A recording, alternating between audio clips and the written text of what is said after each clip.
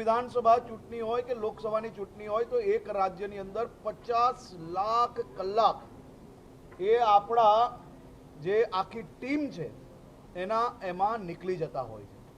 સામાન્ય રીતે ચૂંટણી ડિક્લેર થાય એટલે આ બધા જ કામગીરીમાં સામાન્ય નાગરિકોના હિતના કામોને ખૂબ મોટું નુકસાન થતું હોય છે। મોડલ કોડ ઓફ કન્ડક્ટ લોકસભાની ચૂંટણીઓમાં 60 દિવસથી લઈને 85 દિવસની આસપાસના રહેતા હોય। વિધાનસભાની ચૂંટણીઓમાં 45 થી 50 દિવસ મોટા મોટી ચૂંટણીને આયોજનમાં નીકળી જતા હોય।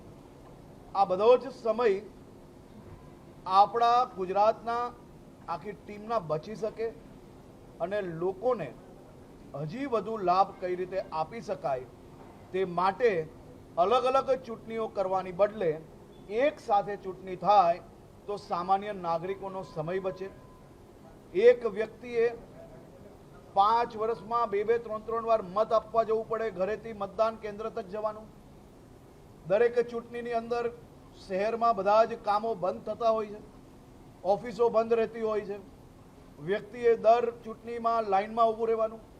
એટલે આ બધી જ વસ્તુઓમાંથી બહાર નીકળીને વન નેશન વન ઇલેક્શન થાય તો સામાન્ય નાગરિકને, વ્યવસ્થાઓને, લો એન્ડ ઓર્ડરને, સામાજિક જે દરેક ચૂંટણીઓમાં ગામડાઓની અંદર નાની મોટી જે અનબન થતી હોય છે એનામાં બી રોક લાગે।